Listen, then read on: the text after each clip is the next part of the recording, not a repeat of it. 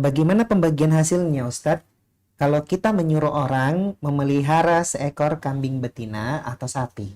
Pembagian hasil antara pemilik hewan atau ternak dengan pihak penggembala ya, itu tergantung atau kembali kepada kesepakatan bersama di awal.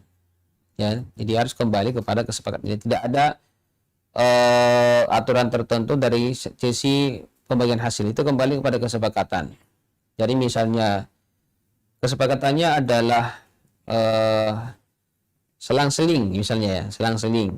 Kalau ini melahirkan sapi misalnya ya, tahun ini melahirkan seekor anak, untuk penggembala tahun akan datang misalnya yang akan mendapatkan bagiannya ketika melahirkan adalah untuk pemilik sapi, itu tidak masalah ya, boleh juga seperti itu.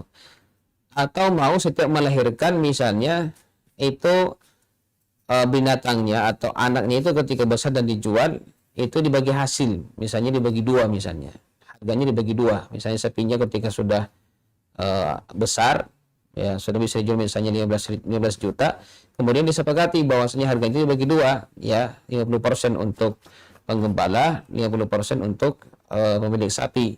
Nah, itu juga tidak masalah, itu kan tergantung kepada kesepakatan di antara kedua belah pihak. Sama dengan kambing misalnya ya, kambing yang penting jangan melakukan kesepakatan yang justru bisa menimbulkan unsur maisir, perjudian di dalamnya. Karena kambing misalnya kan, kambing itu kan kadang melahirkan tunggal, kadang dua, kadang tiga ya kan. Jadi jangan mematok bahwasanya tahun ini kalau lahir maka semua yang lahir itu adalah milik penggembala. Tahun depannya lagi maka semua yang lahir itu adalah milik kambingnya ya. Kenapa? Karena berjadi ada perbedaan. Tahun pertama biasanya melahirkan 1 ekor saja. Bukan tahun pertama ya, biasanya tidak sampai 1 tahun itu kan kambingnya. Kemudian Melahirkan pertama ya, gitu ya. melahirkan pertama. Melahirkan kedua misalnya tiba-tiba 3 ekor anaknya. Itu milik kambing. Kan beda. Ya itu artinya gharar namanya. Tidak ada unsur judi di situ. Untung-untungan siapa yang bisa dapat banyak, siapa yang bisa dapat sedikit. Nah, ini seperti ini harus didudukkan bahwasanya kalau seperti ini itu dihitung per ekor saja. Dihitung per ekor. Jadi misalnya tahun pertama hanya 1 ekor.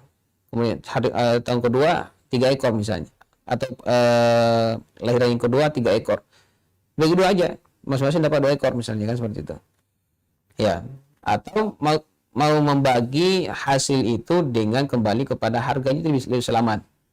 Jadi misalnya kelahiran pertama 1 ekor dijual, harganya dibagi 2 ya, 50% untuk pemilik kambing, 50% untuk penggembala. Gitu juga ketika lahiran kedua 3 ekor. Jadi dijual 3 ekor itu bagi 2 hasilnya. Atau cuma 1 ekor yang dijual di lahiran kedua itu. Iya, pokoknya hasilnya dibagi. Harganya dibagi gitu. Harganya itu lebih mudah untuk menghitung ya. Mau 50-50, 50% untuk penggembala, 50% untuk pemilik, tidak masalah. Mau juga lebih banyak penggembala, misalnya 70% untuk penggembala, 30% untuk pemilik, juga tidak masalah. Itu kembali kepada kesepakatan. Lebih selamat ketika membagi harganya ya, iya, harganya lebih selamat, lebih mudah istilahnya menghitungnya ya, daripada kembali kepada per ekor. Karena misalnya kalau per ekor itu kan biasanya kan ada yang jantan, ada yang betina, beda lagi harganya kan, beda harganya. Kalau kesepakatan tidak masalah. Iya, tidak masalah. Asalkan mengikuti kesepakatan dan mengikuti kesepakatan di awal. Nah, tidak menimbulkan perselisihan di akhirnya gitu, Ustaz ya. Betul.